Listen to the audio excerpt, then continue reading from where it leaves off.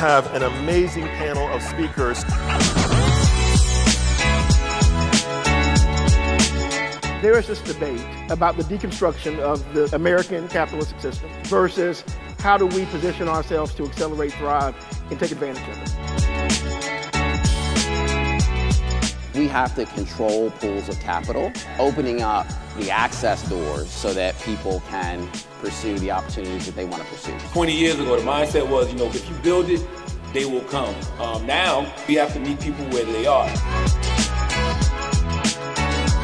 At the end of the day, what makes the company successful and grow is the people. And if you don't have good people and you're not nurturing people, training people, you're not going to be successful. We need salespeople, accountants, creators, people who come up with something that we've never had before. We've seen the roadmap. Now the opportunity is, how do we do more of that? How do we expand that quick, fast, across the country?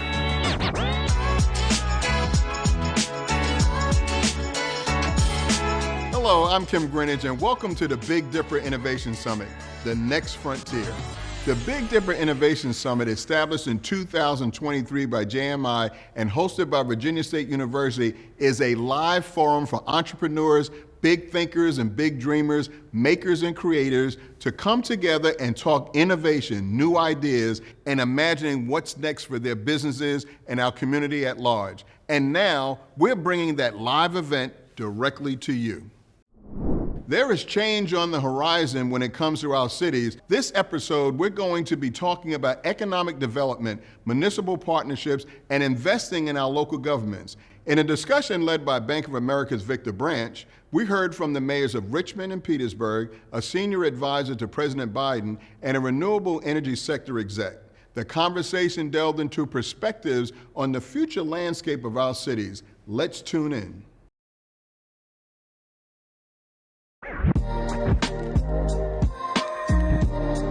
First session is Community Reinvestment, Urban Planning 2.0. Just to give you a quick overview of this session, there is tremendous potential for a zoning revolution owing to technological changes in transit, remote work, rising wealth inequality, legacies of racial disparity, and massive population shifts. The question for us is, how do we make long-term plans that really have far-reaching consequences, but do so in a systematic and intentional kind of way? And how do we do it all in a way that is fair and equitable and just and transformative? Well, we have an amazing panel of speakers to really guide us through that conversation. Moderated by Victor Branch of Bank of America, our panelists are Stephen Benjamin, FirstNet Authority, Dr. Cedric Green from Dominion Energy, Virginia, Mayor Samuel Parham from the city of Petersburg, and Mayor Levar Stoney from the city of Richmond. Gentlemen, welcome. I got my Steve Harvey suit on. I'm in the big chair. I am just ready to have a good time with these gentlemen here and have this amazing conversation. Again, I am Victor Branch. I am a native son of the Petersburg region, a Dinwiddie boy. I jokingly refer to myself as being from D.C. That's the other D.C., Dinwiddie County, or Deep Country. I grew up in this area and have been in the backyard of Virginia State all my life, and was blessed to come out of college and work for the bank that I am still working for some 39 years later, and have seen this community go through some incredible transformations, both from the Tri-Cities area and from the Richmond area. So I'm excited to talk with these impressive leaders about their role in the leadership that they're playing in making our communities a better community. So it's not about me, it's about these leaders. So I'm gonna let these gentlemen introduce themselves, and then I will start posing some questions. All right, so Mayor Benjamin, why don't we start with you, sir? Sure. I'm Steve Benjamin, former mayor of Columbia, South Carolina, retired. Glad to be here, and apparently didn't get the memo. Last night, hanging out at the reception, somebody told me the dress attire was kind of tech dressy attire. So I'm hoping and praying my mama doesn't see this, and I'm the only person up here with no shirt and tie on, so y'all don't snitch on me. Excited to be here, excited to talk specifically on the topics that we're going to be rapping about. So glad to be here with y'all, and I'm so excited to be with my former colleagues and my former next-door neighbor, actually. Absolutely. Absolutely. Well, thank you, and thank you for being here, coming into our town and helping us do this great work. Appreciate that. Cedric, you're not a mayor, but what you do is incredibly important. So I'm excited for them to learn a little about you and what your perspectives are. Very good. Good morning, everyone. My name is Cedric Green. Work at Dominion Energy. I'm coming up on right at 29 years of service with the company. Started as an intern, actually, while I was at the University of South Carolina. So, in sum, my responsibilities are fossil and hydro generating assets, as well as our renewable assets, solar, energy storage, to include our merchant solar fleet. So pleased to be with you and look forward to the discussion. Thank you, Cedric. And Mayor Parham, we're right here in your backyard. It's good to be here. Good morning, everyone. It is so good to be here with you today. I'm Sam Parham, Mayor of the City of Petersburg. Been in the seat since 2017, and it's always good to be able to host events down here in our area. Here I consider Virginia State an extension of the City of Petersburg, even though it has a little bit of a different address now, claiming Ettrick, but it's still known everywhere we go as the City of Petersburg. So Dr. Abdullah and I have lives in the City of Petersburg, and we are so privileged to work together and to be able to change the lives of the people here in our community. So again, thank everyone for coming, and I'm just so happy to have my sidekick here, right here in Petersburg, okay? Awesome. Well, thank you, Mayor Parham. It's good to be here. And bring us home in introductions, Mayor Stoney. It's good to have you in the backyard of Petersburg. Thank you, Victor. Thank you so much. Levar Stoney, I'm the mayor of Virginia's capital city, the great city of Richmond. This is my 7th year in office, if you can believe that. I was elected in 2016 when I was a young man back then, 35. Now I feel like 85. But that's just public service for you. Look at Steve Benjamin. Look how he looks. So, but no, this is my friend, y'all. Oh, we're gonna cut up today. But I just want to say shout out to Big Dipper Innovation for this summit right here, and JMI as well. My beautiful fiance is sitting up front, and she says she left yesterday stimulated by all the great conversation that occurred here in the great city of Petersburg. Thank you, Mayor Stone. Well, as James referenced, our discussion is around the potential for zoning revolution owing to technological changes in transit, green infrastructure, remote work, rising wealth inequality, legacies of racial disparity. We know a little bit about that in this region, and massive population shifts. So this is sort of where we want to base and center our conversation. And I love the Ella Fitzgerald quote that this panel in this session is supposed to sort of encapsulate. It isn't where you come from, it's where you're going that counts. And so, we've got a really interesting past, but it's our future that is so exciting and that's so bright, and that this whole summit is sort of focusing on. And then we as a people, how are we going to lead that? And we've got some incredible leaders here to talk to us about that. So Mayor, Stoney, I'm going to start with you. How do we make long-term plans that have such far-reaching consequences in a systemic way, systematic, that is going to just make the difference we want to see? And I want all of you to weigh in on that, but I'll start with you, Mayor Stoney. How long do I have? Well, we could be here all day, but let's just give you just a few minutes of your thoughts. Well, I think you stated in your remarks that, if there are people who recognize what the status quo looks like, it's those who reside in the South. And whether it's Petersburg, Columbia, or in Richmond, we are areas that are, by default, a little bit on the conservative side. And when when you are so conservative, you end up not, I think you let a lot of opportunities pass you by.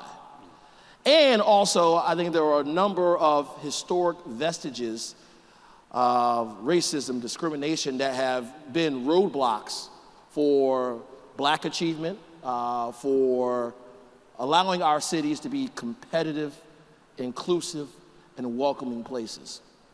And I believe that if you are going to be a mayor of a city these days, you have to recognize that there are all these cities across the East Coast, across the country, and we are in competition with them.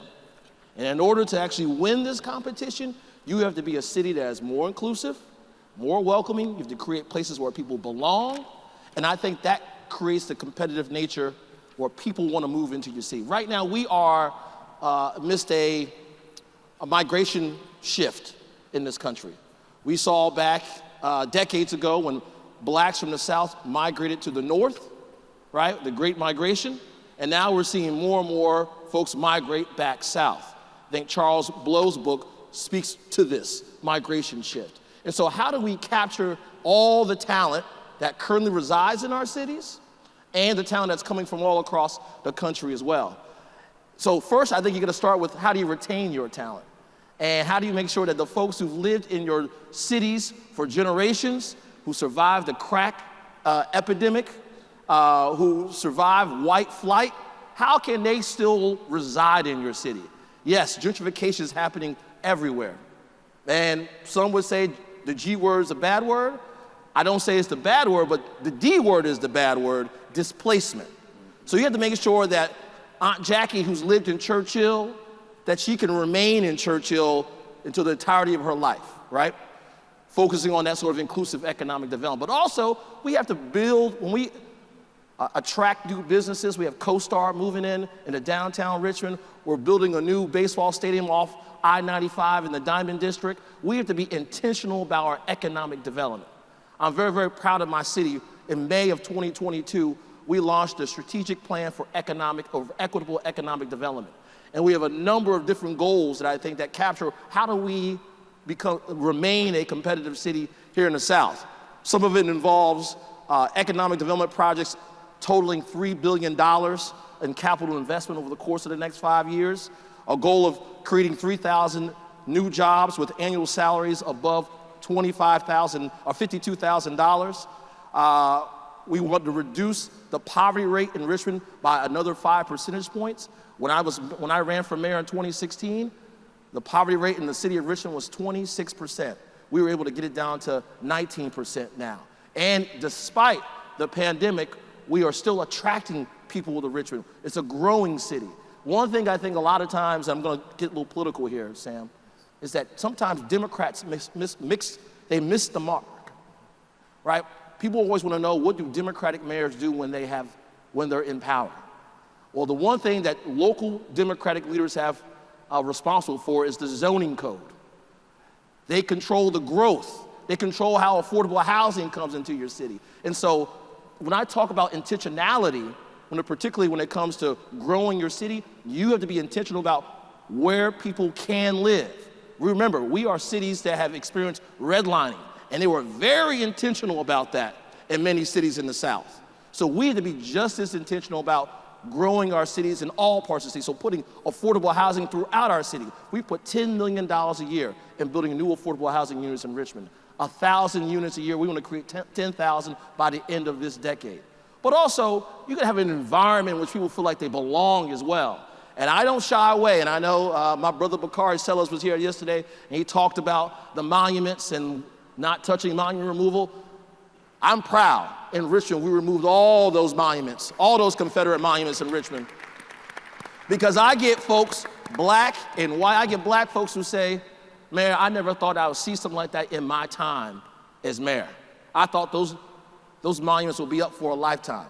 Then I get white residents who've moved in from Michigan and California and New York who said, you know what, when you all did that, it was the welcome sign to me because I feel like I can finally go to a place that is truly progressive. But I do agree with Bakari when he says that can't be the end of our intentionality. Yes, we removed monuments, but we have to remove other historic barriers that have held black and brown people back. And those are the places, those are the authentic places where people want to live. They want to live where white people want to live amongst black people want to live amongst white people when they all have opportunity. It's very simple, I think. Black folks, black residents, brown residents want the same thing that white folks want as well. And that is a safe place where their children can get a good education and they can go out and dine and enjoy themselves in the community. And we don't create places like that in an intentional way, then we are basically closing ourselves off to all the talent that's up and down the East Coast and all across America. That's, to me, how you create the long-term systemic plan to bring more people in, but also be more inclusive and welcoming as well. That is excellent, and that is exciting. And I've seen some of those plans that the city has developed, particularly around these exciting development projects, the $3+ billion you're talking about, and the carve out for minority participation and having a seat at the table. It is so intentional and so important. So yeah, that's the systemic change. You're absolutely right. That's going to make a difference. That's going to catch. Mayor Parham, why don't we hear from you and hear what your thoughts are regarding some of these systemic changes? I just want to continue on something that Mayor Stoney just said, and that is to being real on how we got to where we are in our urban cities. Richmond and Petersburg. Petersburg I talk to Mayor Stoney all the time. We have the same issues that we're fighting. And I'm so glad that Mayor Stoney talked on a point that I always resonate on as well, and that is to come to grips on how do we get to where we are now in our urban areas. And no one never says how bad that crack epidemic decimated our black cities. And in the city of Petersburg, it destroyed our neighborhoods, destroyed our families, and we have to come together to build all that back up. And for so long, like Mayor Stoney said, we have been so conservative on our thinking. And in the city of Petersburg, we were known as a tobacco town for over 100 years.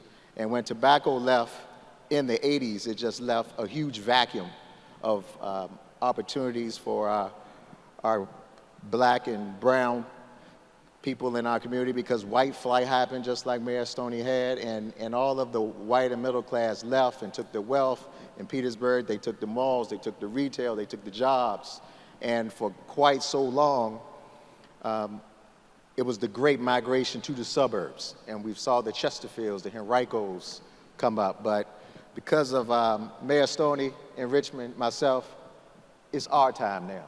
And everybody knows that the urban areas, our younger people want to live in stroll districts. They don't want to be out in the woods somewhere deep in Chesterfield down a country road. They want to be where they can have a nice apartment with the gym, with the restaurants, with the bars, the bar hopping. And that's been our growth in the city of Petersburg, has been in our Old Town area, where we have a ton of new apartments, restaurants.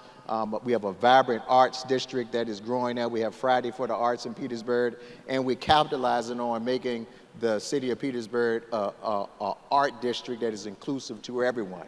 And I can't discount our LGBTQ community who have come to Petersburg and revitalized homes, opened up businesses, and they see the value in the city of Petersburg. And what we're doing is bringing all of that together and get our people moving to say, this is the land of opportunity.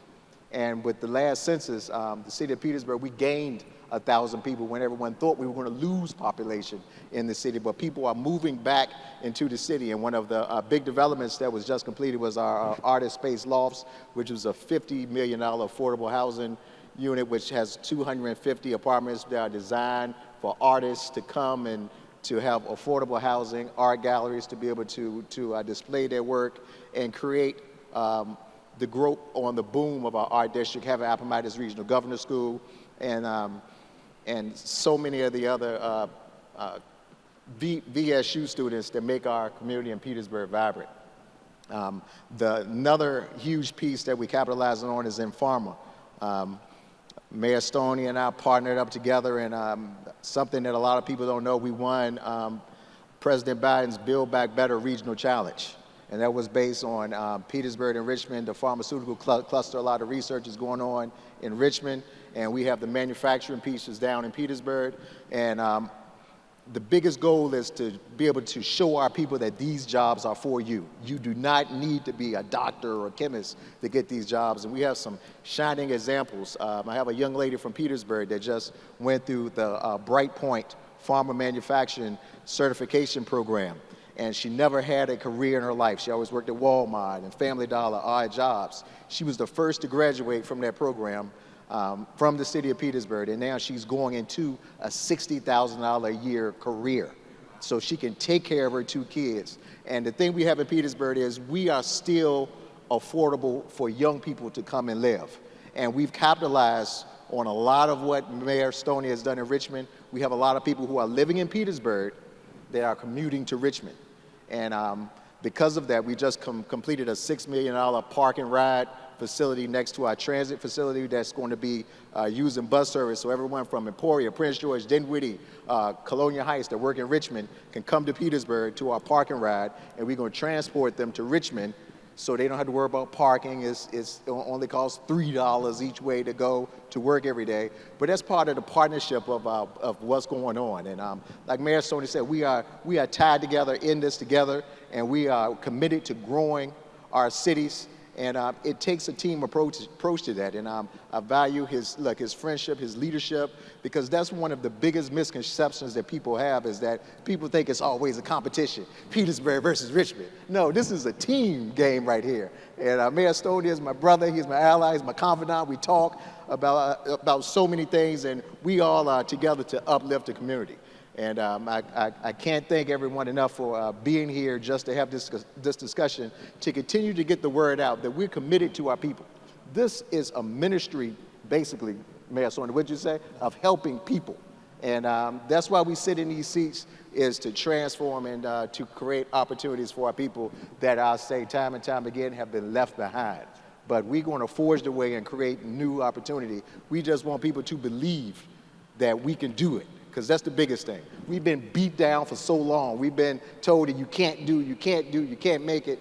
But we got to change our mind state and say that there is opportunity, and we want our communities to go out and seize this opportunity and don't let it pass by. One of my number one priorities on my agenda is to not let everyone from Chesterfield, Henrico, Dinwiddie, Prince George come and get these farmer jobs. I want Petersburg first residents to get pharmaceutical jobs in Petersburg, because if I can create this pipeline, Petersburg and Richmond will both be able to create the feeders, and we'll be able to bring more jobs, more industry to both of our localities.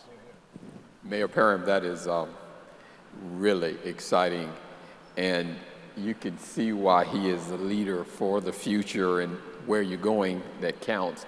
And I'll take a point of privilege just to add that the history he gave about industry moving out of Petersburg impacted my family in the early 80s, and my father worked at the tobacco plant that shuttered and moved to Macon, Georgia, and it just devastated families that relied on that living wage job, and it's taken nearly 40 years for it to recover. So having a vision and a leadership like Mayor Parham is demonstrating there is so exciting, and the partnership, the collaboration between the two cities, because they're going to sink or they're going to swim together. Thank you for recognizing that.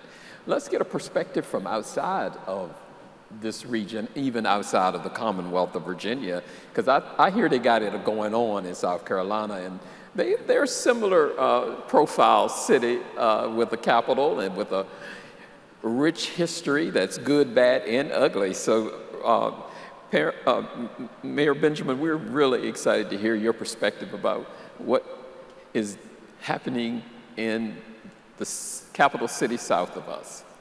Sure. Well, it's an interesting perspective. Now I'm where Cedric is. I'm on the outside looking in. As a former mayor, I had the privilege of serving for 12 years as mayor of Columbia. I served with the mayors as president of the Conference of Mayors, and also at one point president of the African American Mayors Association. And as the mayors were talking, I was just taking some notes. I write nonstop, by the way, y'all. We'll see how much of it actually sticks. But and this is an exciting summit, I might add. Very well organized, production quality is high. This is impressive. So kudos to the folks who pulled all this together. It's been fantastic. And I believe it's representative, quite frankly, of the amount of incredible talent that once we focus, if we're intentional, what we can actually deliver on. The reality is that as we step into this new world that we're dealing in, the world was changing already. The future work was here. The way we work, the way in which we engage was here. But a few years ago, remember Levar and I think we might have been at maybe a Bloomberg course, had some Harvard professors sharing some data with us. We were thinking about the future work, what 2030 would look like, what 2035 would look like. And the pandemic hit. The greatest pandemic since 1918, the greatest economic disruption since 1932, the greatest social unrest since 1968, all wrapped up into 1 year under the leadership of Donald Trump. And it accelerated all these trends and brought them front and center to us right on our doorstep. And we had to figure out how to lead through them. It really highlighted the importance of making smart, data-informed decisions that were human-focused. When the decisions you make sometimes seem rather, not as relevant on a daily basis, but when those decisions start meaning the difference between someone living and dying, it really makes you focus on being much more data-informed, human-focused, and I dare say city-driven. And I say this, I am past president to national associations, but I'm the forever president of the Mayor's Mutual Admiration Society. The reality is that America's cities, the metropolitan areas that drive this country are the center of our economy. 85% of America's GDP created in cities and metropolitan economies. The GDP of Richmond is larger than that of Venezuela, larger than most of the countries in the world, larger than the state of West Virginia, larger than the state of Delaware. I guess maybe one of the first times I met Levar, and I will tell you, I'm a man, I'm a girl dad. I love seeing 4 black men on the stage anywhere, well-dressed, even when one's not wearing a tie. Well-dressed, sharp, highly educated black men. But when we first met, we weren't rare. It wasn't rare to see a black man in America, but right now, it is unlikely that you can name a major city in America right now that does not have a black or brown man or woman leading that city. 85% of GDP, including for the first time the 4 largest cities in the country, Houston, New York, Chicago, and LA. 85% of GDP created and driven by these men and women. 89% of the jobs in these metropolitan areas, 92% of America's GDP, all happening in a rare moment where automation and AI and advanced machine learning is changing the world as we know it. We're starting to see a historic amount of capital coming back from Washington. We would have an infrastructure week almost every week before, but under the Biden-Harris administration, we actually have close to $6 trillion coming back to our communities, that we have to be very thoughtful and intentional about how those funds are deployed to really change people's lives in a meaningful way and prepares them for the second half of the 21st century. In order to do that, we need inspired leadership, but we also need inspired, meaningful public-private partnerships. We need strong community relationships with the private sector. Strong P3s with wonderful, and I say P4s because you have to throw in philanthropy as well, that if you're intentional, you're human-focused, you're data-driven, you give the men and women who you've entrusted with the public purse the authority to act, and I know these 2 guys, they're gonna act anyway, whether you think they have the authority or not, they're gonna make things happen. It's amazing what we can change, but it's important to realize that the world, whether we want it to or not, is fundamentally changing. The skills that people need to live and thrive in the new world, it's changed. 60 million people are working and earning a living in the app-based economy now, in platforms, or Uber and Lyft and DoorDash. What used to be a W-2 society has become very quickly a 1099 society. So how do people prepare for the future? 65% of kindergartners are going to be working in jobs in fields that don't exist now. You start thinking about, so what does it mean? It means that we can no longer educate cooks.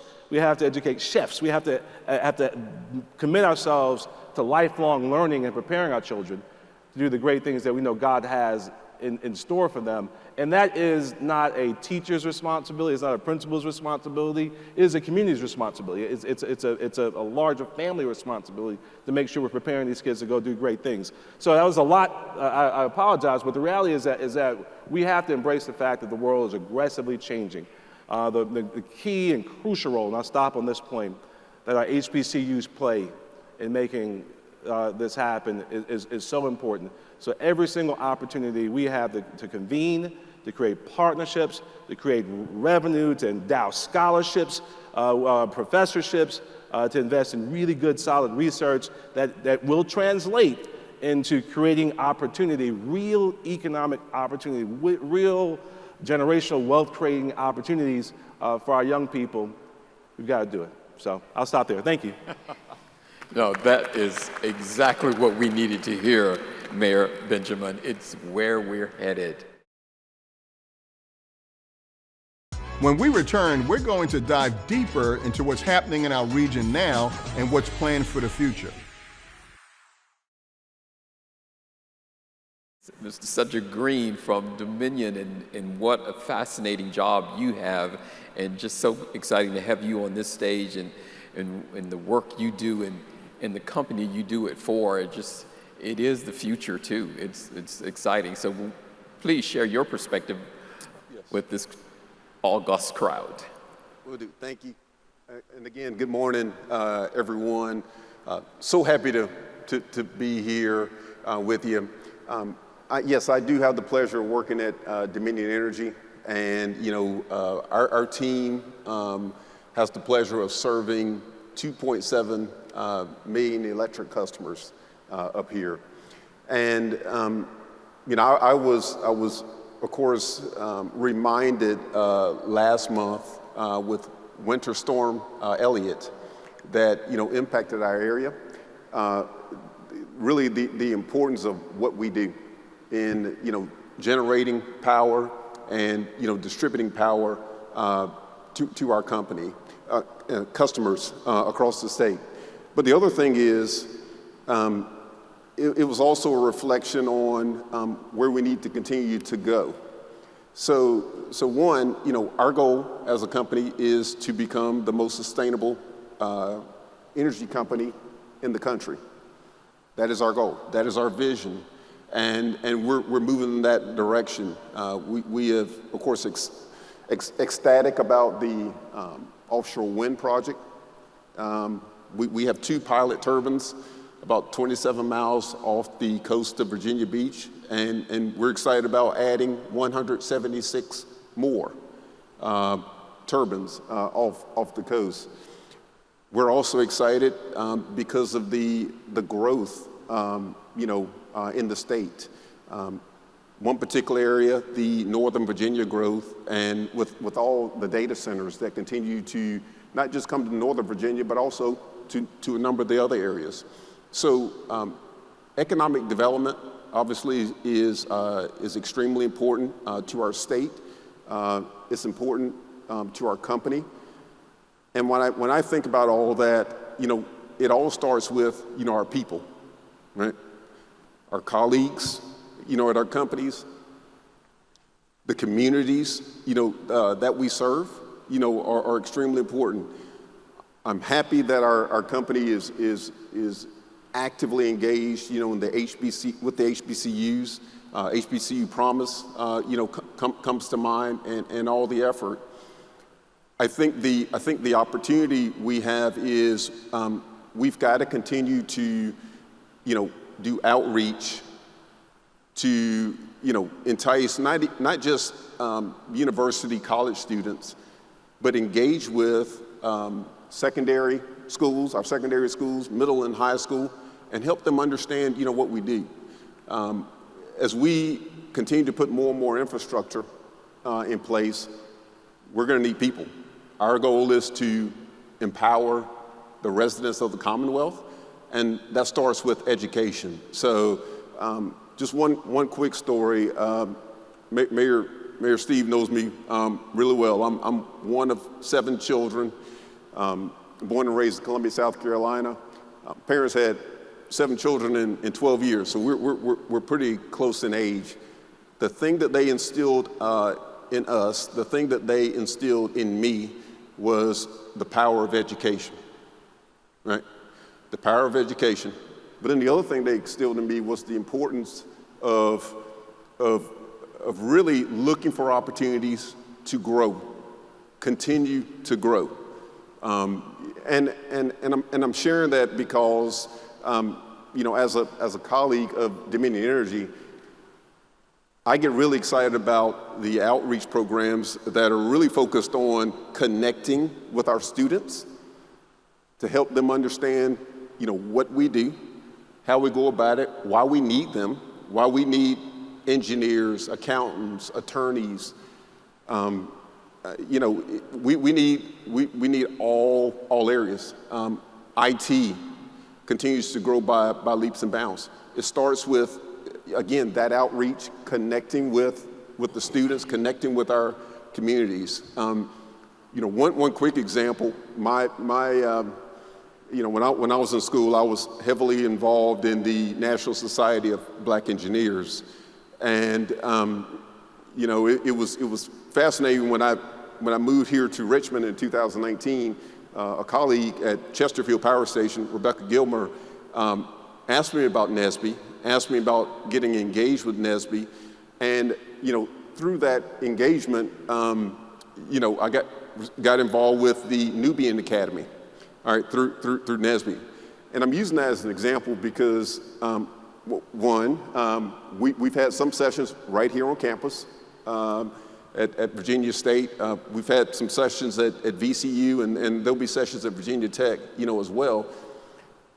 But it is such an awesome opportunity to connect with folks who, look like me from a STEM, standpoint.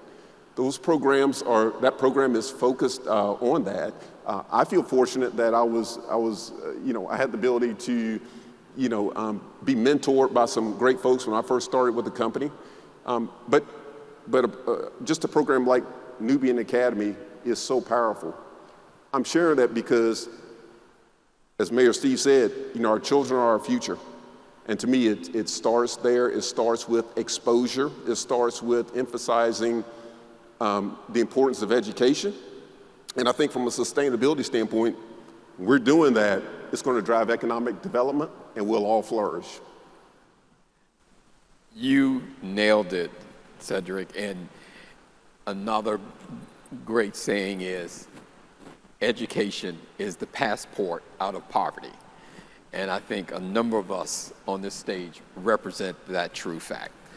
Gentlemen, let's do a lightning round, because I want the audience to get a chance to ask you questions too. So let's be really quick in your response, because we got some gentlemen here who got a lot of knowledge and a lot to say, so I got to keep them corralled here.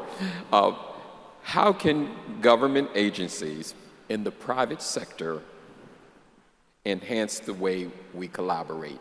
And I think Cedric touched on it with a couple of examples in his answers. So I'm going to start with Mayor Steve here and just get some quick answers, and then go to Mayor Parham, and then finish with Mayor Stoney. Yeah, I believe that those of us, those of y'all in the private sector, I think we need to make sure we're articulating our values, make sure they understand our priorities, and then make sure we create an environment where private sector capital can land, treat it well, and watch it grow.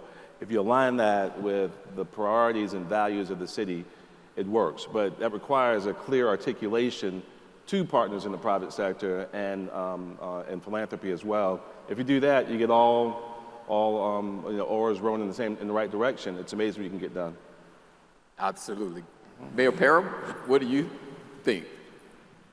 I just look at how many of our private companies have helped the city of Petersburg, and I just can't thank Dominion enough. I mean, Dominion, what comes to mind is they gave us a building that we use as our operations building, which have public works, code enforcement, our building officials, fire marshal's office. Everybody is operating in a facility which we had a lack of good facilities that in the city, because we are an old city, all right?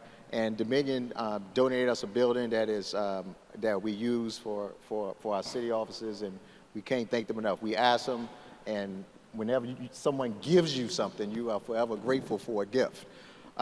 Something else on the private sector, just to be quick, I just think about one of our big developers is Waukesha Development that has a Trapezium Brewery in Petersburg, along with Demolition Coffee and Saucy's Barbecue. A lot of those is under the umbrella of Waukesha. Something that we worked on together is to create what's called a actual harbor site in Petersburg, in which we can have concerts and events right there off of the Appomattox. So it was city land that was sitting there. We worked with a developer in Waukesha. They acquired the land, converted it, because we're trying to have the next Browns Island in Petersburg right there at the harbor site of Petersburg.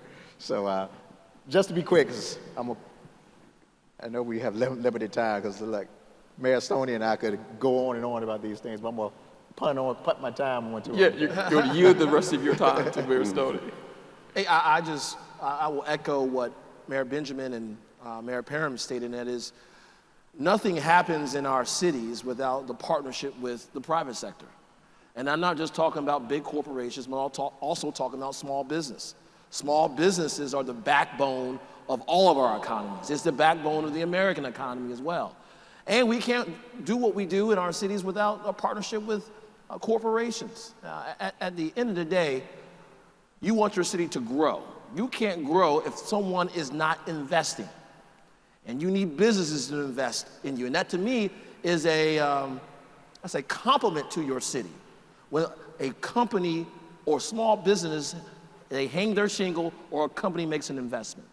But also, I think where government plays a role is that just as intentional as government has to be about ensuring that everybody has an opportunity, no matter the color of their skin or no matter their gender, we also have to model that behavior for our companies as well. And lucky enough, in the city of Richmond, we have companies like Altria and Dominion who already model those same ideals. And so nothing happens without our partnership. And we're lucky enough here in the Commonwealth to not only be good for business, but we have to continue to be good for workers as well.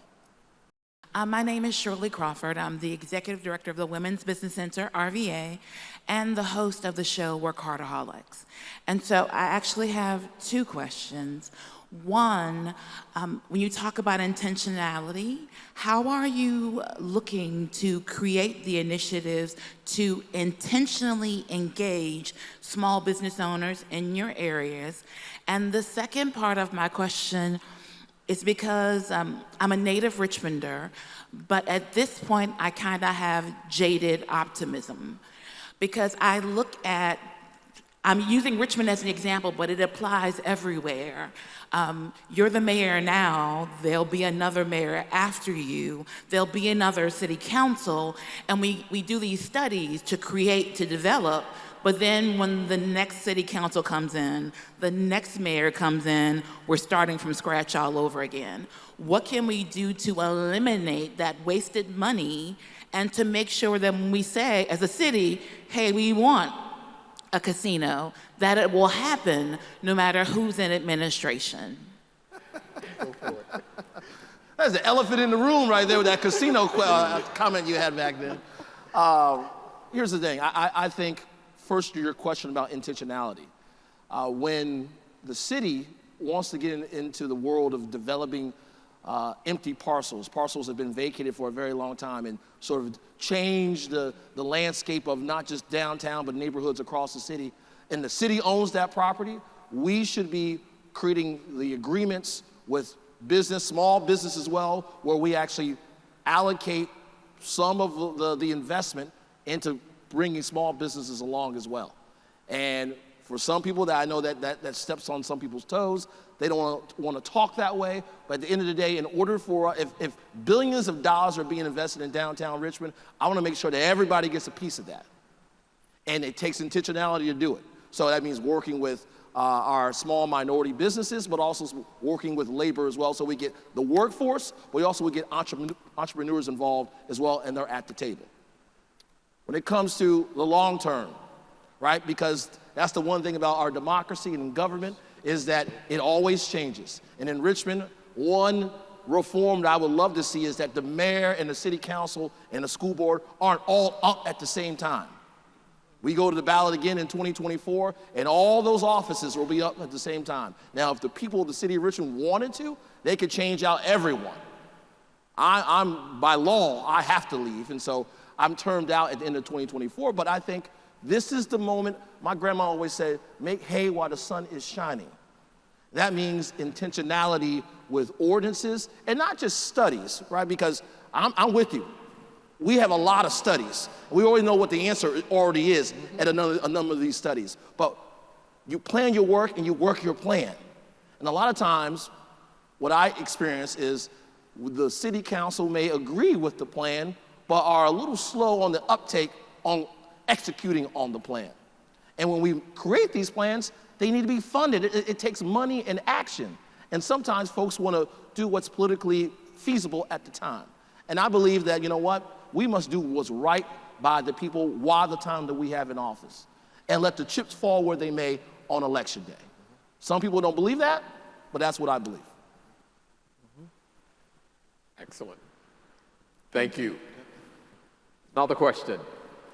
Hi, yes, I just want to say good morning and thank you all for being here. I wanted to touch on something. Number one, you said people are now coming from other cities and now becoming part of Virginia. So I just wanted to say, I moved all the way from Massachusetts. I was born and raised there, lived there forever, but I got a call to come to Virginia. So now I'm a resident of Richmond. And I realize now that I was called here because there was a need. So with that being said, I'm the owner of Divine Tax Services. It's a tax preparation plus a financial services business. So I am in the process of writing a proposal to be allowed to enter the schools and to start teaching our children. Mind you, I'm doing it voluntarily. I'm not asking for any pay. I'm doing it on a voluntary basis. But from what she's telling me and the school system and the administration in the school, I have to write a proposal in order to be able to go into the school and teach our children how to handle their finances, how to set a financial plan for the future. So with that being said, I'd like to ask you gentlemen, how do I get this to more schools? How do I make this easier for me to get in there and teach these children? I know it's difficult to make it part of the curriculum, because I've looked at the curriculum, there's nothing on there. They're not teaching, I mean, they teach math, but they're not teaching financial planning. And I think that's important for our children, especially right now, with the way the world is changing and the way that the economy is struggling. They need to know how to do their finances. Some of these children can teach their parents. Once they learn how to do their finances, they can teach the parents how to finance. Because there's a lot of old school people that are still doing things the old school way, and it's not working. It's just not working. So with my business, I do plan on getting in there. And as I said, I'm already starting in River City. I'm going in there. I'm going to teach these children how to set up a financial plan. However, I don't only want it to be River City. I want to reach all the schools in Virginia. So what is the best way to go about getting this done? Mayor Parham, you want to try first? I would just jump in. On the Petersburg level, I always start from the top and work it down.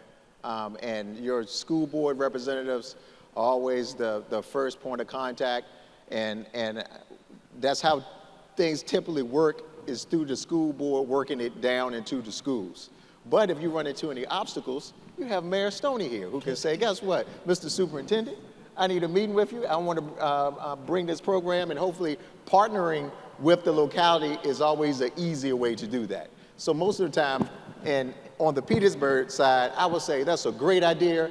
Let me work with you to host a joint seminar at the school on who's interested in learning those skills, because it's important. And going to school, I don't think they even taught it when I was in school. So I don't think you learn much about your financial planning until you go to college, those that don't struggle. And I see it so much with our guys that's out here working straight out of high school, making good money, but still can't seem to pay the bills. Yeah. And if you don't get that sound financial management piece in, I would structure it as a partnership. Bring in the mayor's office, bring the school board representative in and say, look, I want to meet, I want to talk about how I can get this done. And I guarantee you that, that it will be successful. I have connected with the superintendent, so I do have his contact information, and he's been very open. I just want to know how to go about the right way so that it stays and it sticks. Systemic, absolutely. You seem to be doing the right thing. I'd say as well, maybe consider if they're, in our city, our summer jobs program was with and through the Urban League. I would encourage you that maybe if you have a great summer jobs program in your community, maybe working in concert with that. It's one thing for a kid to earn a check. It's something for them to learn how to manage that money as they're earning a check. So not necessarily having to create something de novo, but adding on to an existing program that may already have some type of financial support is important too. That is so true, Mayor Steve. I think we've got time for one more question before we have to wrap our panel. Good morning. My name is Carlin Wilson. Thank you for your remarks. I have a question about local food systems. So 2 benefits of investing in local food systems are public health and economic development. Can you please speak to your respective cities' plans for supporting urban agriculture and local food systems in the area? And then second, the roles that the local government can play in removing those barriers to making sure that those initiatives are successful. In the city of Petersburg, something that we're working on right now is bringing a grocery store downtown to the city of Petersburg, okay? Because right now, everyone who lives downtown or in the Old Town area, is closer for them to come to Colonial Heights to a grocery store to get fresh fruits and vegetables than to go in the southern end of the city where our grocery stores is, whereas the Walmarts, the Food Lions, things of that nature. So what we're doing as a city is we have acquired some land, and it was an old car dealership. I'm gonna date myself, I'm gonna say it was Southern Chevrolet years ago before they moved to Colonial Heights. It's right across from Wabi Sabi, if you're familiar with Wabi Sabi, but we're acquiring that land there to be the site of a grocery store. And we put out a RFI, and that's a request for information on developers that's interested in developing not just a grocery store, but also have the apartments on the 2nd, 3rd, and 4th floors of downtown, because there's a need for housing and there's a need for a grocer downtown. So that's something that we're incentivizing. And as a city, the thing that we're leveraging to entice them is the land. To say, we're gonna make the investment for you, and we will incentivize it to help lure them, because like a young lady said earlier about studies, everybody wants to do a study when you talk about bringing a major grocery store here. They say, well, your median household income is low, you have poverty, your crime rate is a little high. So to get past that, Mayor Stoney have to be real creative on how we entice developers to come and solve that issue that we have of being a food desert, and that's just Petersburg's plan. Yeah, what we've already done. We brought a new grocery store to the East End in Richmond. It has been a long time food desert. We have to start focusing on South Side and creating opportunities in South Richmond as well, because we're seeing population growth in South Richmond. I don't believe that the children growing south of the river should depend on convenience stores on the corner for fresh foods and vegetables. And so we have to try our best to entice. This is where private-public partnerships come to play here.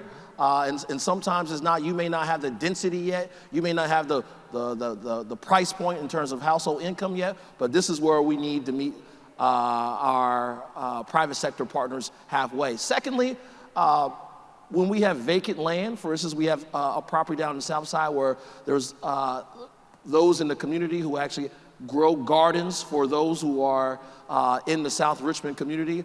We provide items like the water and the land and things of that nature, so folks can actually grow their own fruits and vegetables in their own community at the end of the day.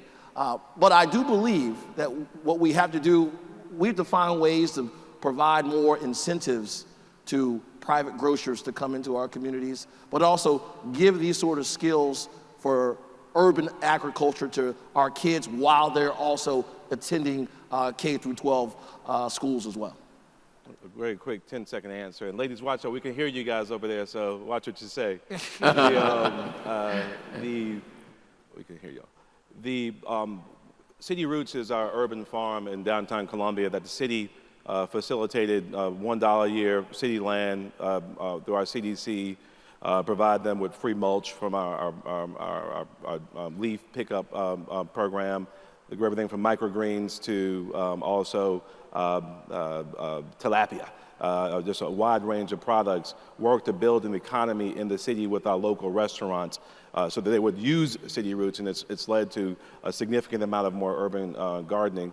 The amazing possibilities, yes, with community gardens, we have a lot of them across the city that we help to facilitate and set up, but also through hydroponics to help create, again, additional sources of income and revenue, locally grown foods. There's just so much opportunity as we step into a new world again that is not the same world that our parents grew up in which people can make significant income and revenue by having slow foods, locally grown, healthy foods built in their own terms, not knowing exactly where it came from and how it was grown. But an amazing opportunity, especially when it becomes such a challenge now to build brick and mortar grocery stores to get locally grown, healthy foods in our neighborhoods. I'd also say this, just again, the app-based economy, thinking about ways, creative partnerships with Shipt or DoorDash or all the companies in that space to help close that divide between neighborhoods that need fresh foods and by using and leveraging technology at the time is also very important. Well, ladies and gentlemen, I hope you have found this discussion and conversation to be inspiring, informative, and absolutely forward-thinking. I am so proud to be associated with such incredible servant leaders that are represented here today. Thank you to our guests, Victor Branch, Mayor Levar Stoney, Mayor Sam Parham, Stephen K. Benjamin, and Dr. Cedric Green. And special thanks to JMI and the Big Dipper Innovation Summit partners for convening this vital discussion. Want to know more about Big Dipper Innovation? Stay connected with us and join our digital community of innovators at BigDipperSummit.com.